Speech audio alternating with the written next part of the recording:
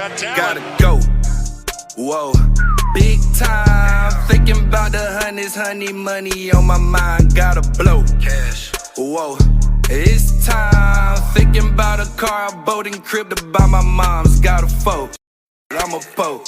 More lines. Got me moving slower than a turtle racing 9. Gotta go. Whoa. Big time. Feeling like I'm baby, man. I'm fresh. All right, everybody, welcome to another episode of Reality Roundtable. I'm your host, Jonathan Brown, and today I got my Clubhouse big bro, Gabe Bell of the Ultimate Black Man Radio joining me today. What's good with you, Gabe?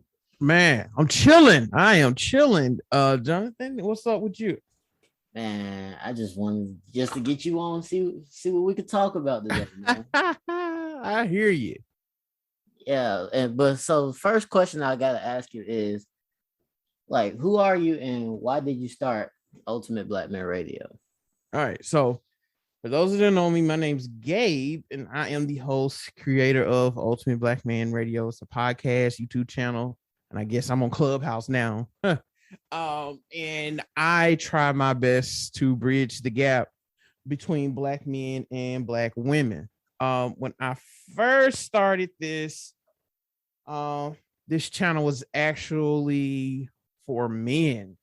I wanted to talk to men and help them in their relationships. I really was not interested in helping women, but as time went on, I noticed that mostly women listen. So when I first started doing content creation, I was in the pro-Black sector of YouTube, of content creation. So I did a lot of things about, like, Black first, putting Black people first, fighting white supremacy, etc. That's kind of where I got started. I hosted movie screenings, all that fun stuff.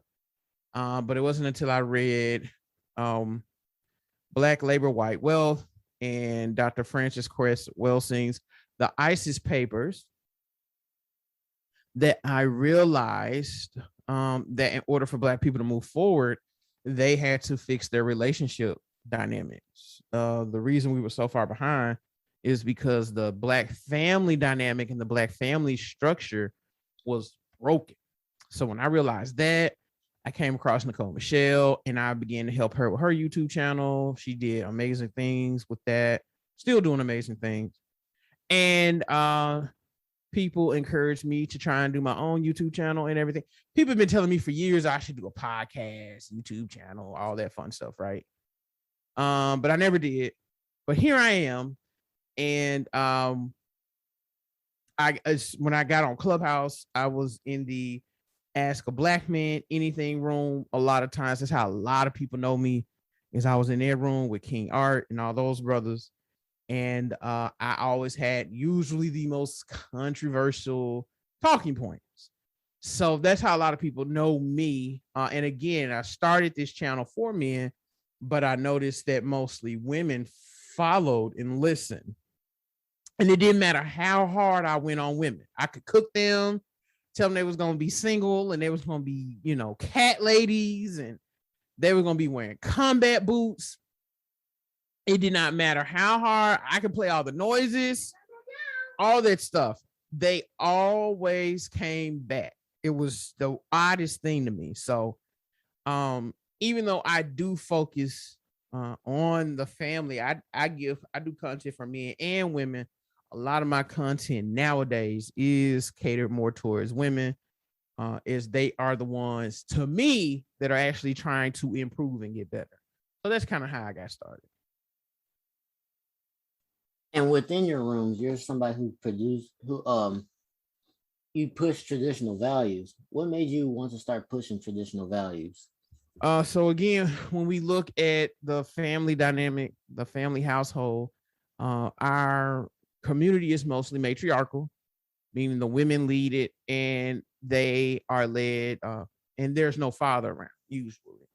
But if you look at communities that are very, very successful, whether they be white communities, Hispanic, Arab, even though those women work too, there is a lot more stay-at-home moms in their community than it is ours. And so if we're going to fix the family dynamic, we got to go back to a time where Our marriage rates were high and our marriage rates were successful. Our marriages were successful. And the only time you really can see that in Black society is when Black men and Black women were married and the woman stayed home to work. Again, looking at the other communities, they actually have the option. So I just like to present the option for women to either go into the workforce, they can be modern women, or they can be traditional women, because this does work. It's been proven that men who that have stay-at-home wives usually make more money, are more productive, and live happier and healthier lives.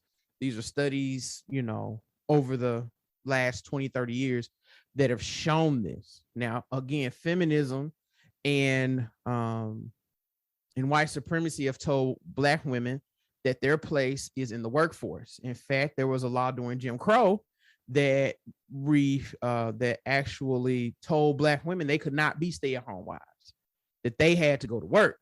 So there's always been an attack on the family unit and the family dynamic. And usually you can fix that. You can fix those holes that are, in the Black community, in the families, by the woman staying at home. That's why I push traditional values, to give Black women the option of being able to rest in their femininity and to stop working for a white man, but they can work for their husbands, work for their family, work for their kids, cater to their family, put their all into the home. Usually when women do that, everybody's happier, the marriages last longer, and most people are usually fulfilled. So that's why I push traditional values. My message is not for everybody. Every woman does not qualify for a traditional marriage. Most men don't qualify for a traditional marriage. In fact, I believe under about 20-25% of people actually qualify for their lifestyle. Most women are going to work. Most men are going to need their women to work. But for that 20-25% that actually do qualify, that's who I'm speaking to. And I want to help those people get to that desired lifestyle of having the woman being able to stay home. I hear you on that. And one of the things that you push for women to have in order to achieve that lifestyle is that they need to be cooperative. And why is cooperation the biggest thing that you push for women to have? Listen, man, a man don't like a woman that don't cooperate. If she don't cooperate, she got to go. Big facts. A lot of women are very combative.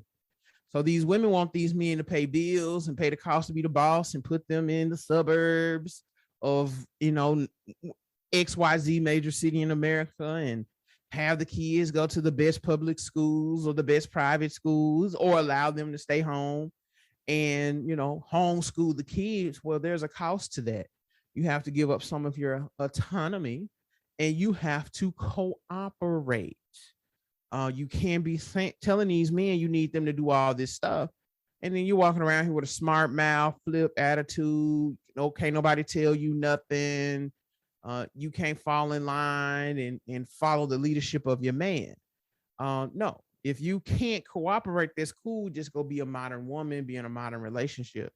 But if you're going to be a traditional woman, you have to cooperate, especially if you're wanting your man to pay bills.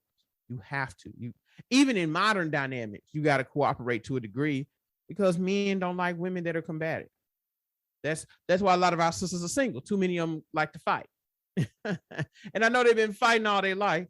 They have to fight white supremacy. They have to fight older Black women, other Black women. They have to fight their family, their parents. They struggle with their kids. I get it, but they have to be deprogrammed and learn how to cooperate with these men. Only men that qualify for that cooperation. Now, you don't cooperate with every man, but a man that has shown that he is worthy of that cooperation, you got to fall in line and follow that leadership. And that actually transitions me into my next question. You talk about you have to qualify for that cooperation. Now, mostly your audience is for Black people, and like the men you're talking about are usually Black men. Why are you so hard on Black men to make at least $75,000? I'm hard on Black men on making a certain income requirement, which is $75K, because in most major U.S. cities, even in small towns such as, I'm in Memphis. And so it's very cheap to live here. That's one of the good things about living in Memphis. Sure, it might not be a lot to do here, but it's very, very affordable. Even in Memphis, For a family of 4, which would be a man, a woman, and 2 kids, for a family of 4, you need at least $80,000 to survive. At least, right? So, And is that to live comfortably or that's living comfortable. So that's decent home, like a 2,500, 3,000 square foot home, 2 cars, insurance. That included savings, 401k, investments, and I think a trip, a family vacation. You need at least 80,000. Even in Memphis, little old podunk Memphis, Tennessee, you would need a family income of $80,000, and that's not a lot of money. There are a lot of jobs that pay starting out these days 90, 95, 100K. In all honesty, men really need to be making 100K to survive. And soon, very, very soon, very, very, very, very, very soon, I'm saying in the next 7 to 10 years, you're gonna have to have 100K to live in most major cities. And I'm not talking New York, San Francisco, LA. In those cities, you're gonna need 200K to survive. But I'm talking Atlanta, Memphis, Nashville, Louisville, Birmingham, Huntsville, these cities that are real, real cheap right now, Charlotte, Dallas, Houston, you're going to need 100K. Like, there will be no question about it. If you don't make 100K, you won't be able to live in those cities. That's why I'm so hard on men. You can't say that you love your wife and you love your kids. You around here married and you having kids, but you're not making at least a certain amount of money to be able to care for that family. That is a damn sin. That is blasphemy. And a man is judged on how well he can take care for and provide for his family. That's why you can't make 40 or 50 grand talking about you finna go get married. Unless you're gonna have your wife working. If you're gonna have your wife working and have her in the workforce, then yeah, sure, you can get married. You just have to go get a woman. Thing is, most men want traditional women, except when it comes to paying bills. When it comes to paying bills and providing, all of a sudden they want to be modern, and the game just don't work like that. So I'm telling men that if you want a particular woman, if you want a beautiful woman who's feminine, submissive, cooperative, who's going to cater to you, your children, your family, and put you first, you have to have an income requirement. Just like men have a weight requirement for women, women have an income requirement for men. And again, just to live comfortably, right? Just to live comfortably in most major cities in the US, you have to make that kind of money. And it's not hard making that kind of money these days. You have kids that have shoe businesses, NFTs, they trade crypto, and they're making well above 75K. Our sisters in the Black community are making way more than 75K. I have a lot of clients that most of my women clients are 6-figure earners. These women make 6 figures on their jobs, some in the mid to high 6 figures. I have clients that make that much money. So if the women can make that kind of money, the men should be able to do it too. One last thing, men say they want respect from women. Well, in order to gain that respect from the woman, you have to be able to provide and protect that woman. And women do not respect men, regardless of her race, creed, religion, color, whatever. Women do not respect men. They out earn. So if she's out over here out earning you and you bring in your little 45K to the table, and she's going to have a real hard time respecting you, because by proxy, she feels like she's outworking you. So in order to gain the respect of our sisters again, our men are going to have to start making more money. Doesn't mean you're not a good dude because you only make 45K. It just means you won't be a good husband. Now, with that being said, would you say that, yeah, like she could out earn you, but if she's with you, but she sees you like putting in steps that would eventually out earn her, do you think that that could work?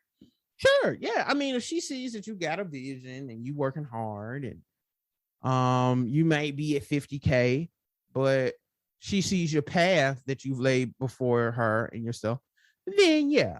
But if you don't produce results by a certain time frame, she has the right to leave. She does have the right to leave. So that's fine. I tell a lot of college age women that they should do that. They should look for the man that's in med school, law school, the accounting in the engineering department, you should hitch your wagon to those kind of dudes. Because sure, he'll get out of school and he may only be making 40 grand, but hey, in 3 or 4 years, he can double his salary in his field. So that method really works for girls in college. And they're just getting started and they want to get married. So yeah, it could work, but that's usually a younger woman's game. Most women that are 26, 27, 28, that's not going to work for them. A man's going to have to already have some W's under his belt. I hear you. I hear what you're saying. Like yesterday, I had tweeted, I said, women, if you're with a dude and within 3 months you don't see him improving himself in any way, like whether that's educationally, physically, mentally, financially, somewhat or somehow, you should leave him. How you feel about me saying that? If you say that one more time, if he what? If he's not improving himself in 3 months, either physically, mentally, like you're trying to get more knowledge or whatever, financially, or like spiritually, somehow, some way, he's not improving himself within 3 months, she should leave. Absolutely. Get him on up out. He got to go. Yeah, you got to go. You have got to go. Absolutely. That lady should get up out the paint. A lot of men hate to hear that, but it's just too late in the game for women to be settling for just any old thing from these men. And that's just the bottom line. And who would you say gives you the most pushback on your message? That's a good question. Black men and older black people. Those it's a tie. Black men and older black women, and black women and men. Single moms kind of push back too, but it's not as bad. But it would be black men and older black people. Even though I speak for black men, they're the ones giving the most pushback. And why would you say that? Why would you say is the reason that they give you the most pushback?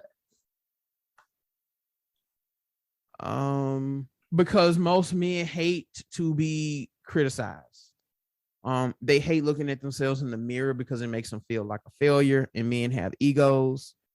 So it hurts their ego when you tell them, look, you only make 40 grand a year. You don't really qualify to be a husband.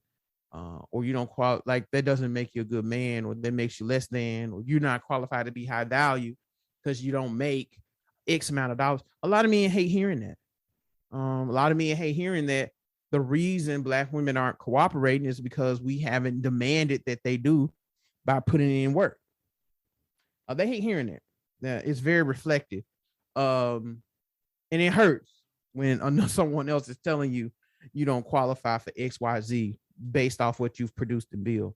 For old black folks, they give me pushback because their time in the spotlight is kind of, dying down. And a lot of the stuff I talk about, a lot of them wish they knew when they were younger. So there's a lot of regret there when it comes to, man, I wish he was around when I was 21 or 25 or 30 years old.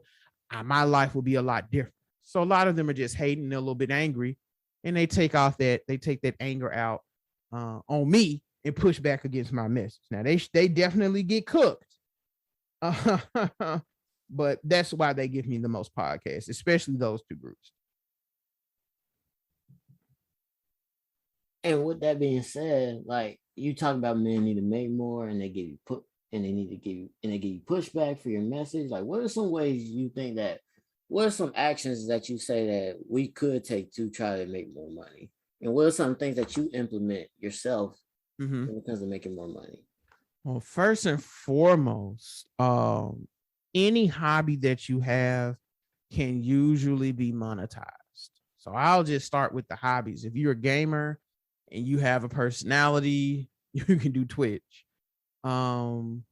If you like to watch football or you're a sports fanatic, you can make a YouTube channel talking about sports. And there are people that literally make their salary, if not more, based off things they do on their hobby. Now, a lot of people get mad at me and say, well, you should monetize your hobby.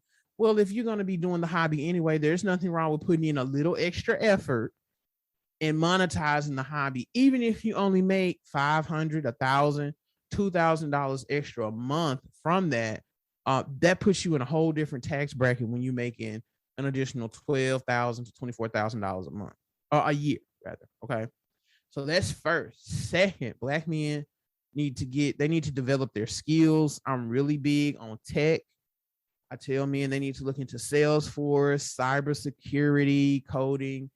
These skills pay very, very well, and you literally can change your life between 3 and 6 months if you get in the right program. I know some men that have picked up cybersecurity, and 6 to 9 months later, they're making, $150,000 a year. So, and these jobs need people. Cybersecurity is looking for folks. Salesforce is looking to hire an additional 2 million folks over the next 5 to 10 years. These jobs are in desperate need of people. These aren't jobs that pay $15 an hour. These are jobs that pay 6 figures annually or close to it. So Black men are going to have to develop more skills. If you're not a tech person, that's fine. Get you a CDL. We need welders. With this pandemic, you're going to see a lot more American manufacturing. This pandemic has shown that we really cannot rely on the supply chain between us and China. So you're going to see a lot of people that, they may not have a tech background, or they may not be, as book smart as someone else, but if they get in some of these warehouses, and get those type of trades, forklift drivers, CDL, welders, things of that nature, HVAC, engineering, people, things like that. Those skills are definitely going to be needed in the coming years, because we're going to start relying less and less on China and other Asian countries where we get our supplies from, and we're going to start doing more home-based or homeland manufacturing. So that's coming too. So men can do that if they don't want to be sitting in front of a computer all day. Investing is going to save a lot of Negroes. Crypto is just the beginning. It's at the beginning phases, the beginning stages.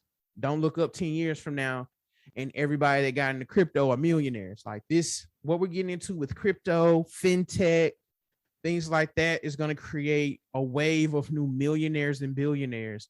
And a lot of Black men, they're on Clubhouse and YouTube complaining about women instead of getting into this industry, getting into these investments, learning how to do these investments. And it isn't that hard. You just have to study. They're not researching and trying to see how they can get in. They're going to miss this wave, kind of how our fathers missed the .com wave, and how they missed the Apple and Microsoft, the Facebook, how a lot of people missed that. A lot of people are going to miss out on this crypto wave that's coming in the next 10 to 15 years. And so I'm telling men, they need to, even if you're not technologically advanced, you need to have some kind of understanding on fintech and crypto, right? I offer a class on that. You can hit me up. I do one-on-ones about crypto. That's one way. Last but not least, you're going to have to develop some type of skill like trading, Forex trading, stocks. You're going to have a better understanding of how 401ks and IRAs work, because you can invest your way into your wealth. So once you begin to obtain more money, you got to have that money work for you, and you can invest that money into those avenues to make more money. And of course, last but not least, side hustles. I'm a huge side hustle advocate.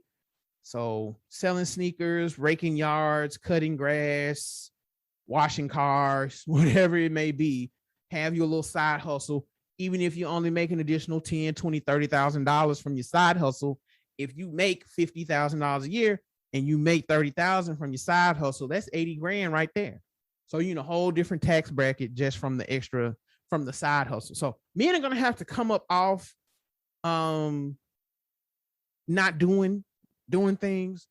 Kevin Samuel says man should be working anywhere from 50 to 80 hours a week, something like that. And I agree.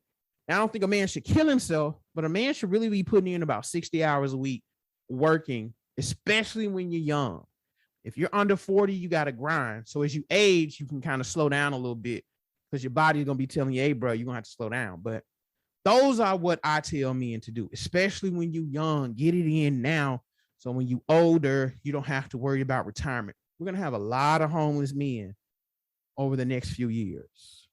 Scott Galloway warns: are we creating a underclass, a permanent underclass called men? He has warned us against that. So just something to keep in mind for all my brothers out there. That's what I tell men to do in order to obtain more money. And while you say that, you'll get no disagreement from me. I agree with you 100%. And some of those occupations that you listed were blue collar. Mind you, a lot of women want white collar men. Why do you think? And mind you, like some of these blue collar dudes make 6 figures and above, but yet they still can't get those type of women that if they made that same money as a white collar guy could get. Why do you think that is? So you're saying why don't blue collar men? Why don't women give blue collar men a chance? Yes, that make the same amount of money as the white collar dude they want. Because you can't brag to your homegirls or your family members that your man's a lawyer, a doctor, high earning entrepreneur, accountant, or engineer. You can't brag to them about that. Women are very what's the word? Women are very they like to show off. And it's hard to show off. It's hard to tell people that your man work at the local chicken factory, even though he may make $100,000 a year, because he is a mechanic for the machines. Or you can't brag that your man makes, works at the local whatever Toyota plant or Volkswagen plant or Chevy plant, but he may be in upper management and he makes $100,000 a year. You can't brag about your man on an HVAC company, even though he may make $500,000 a year. I know people that are in that industry that make that.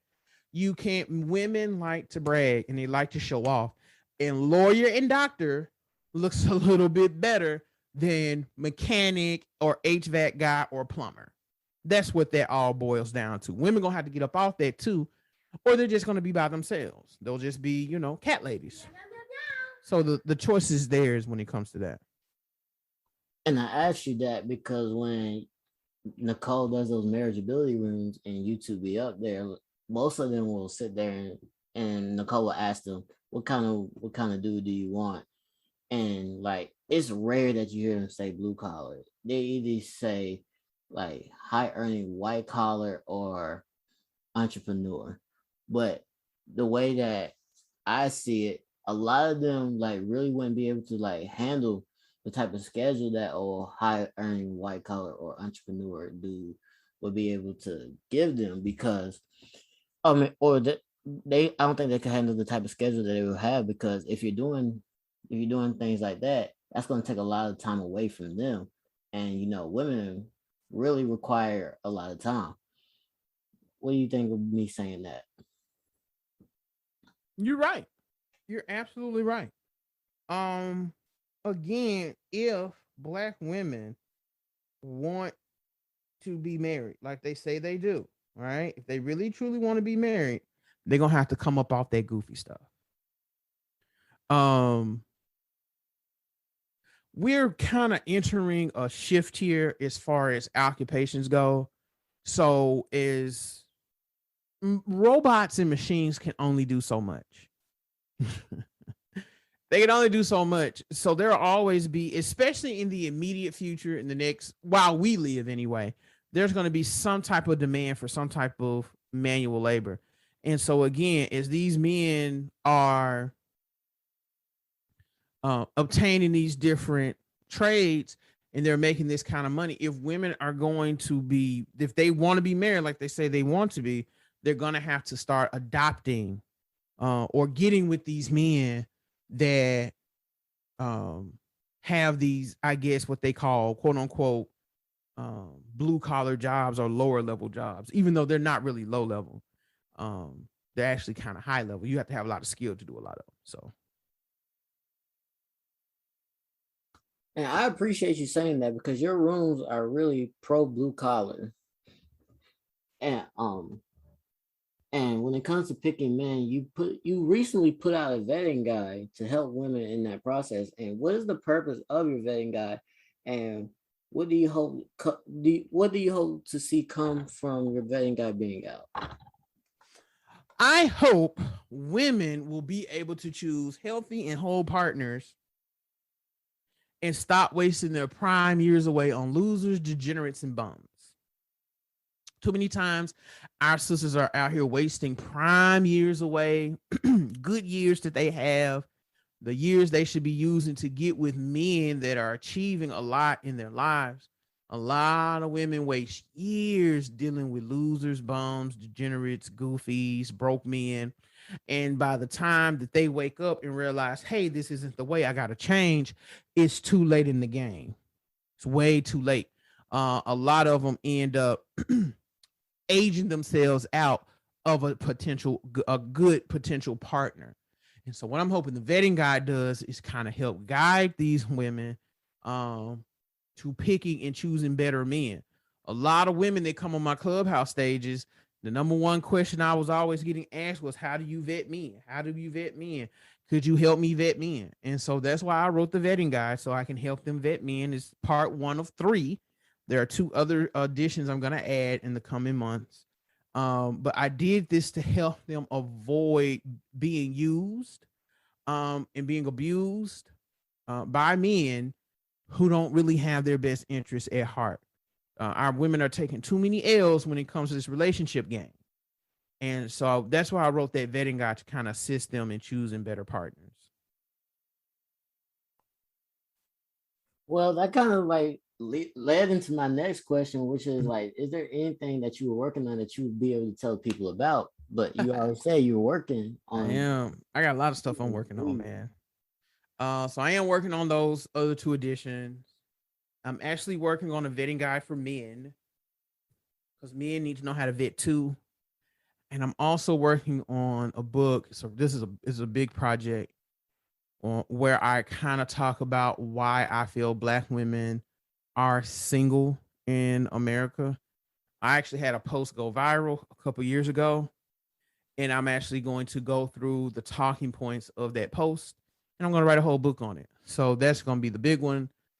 Hoping that will release on my birthday. I'm not going to give too many details about that, but that's probably going to be the next one that comes out. And then I can release the vetting guides for the men and the women.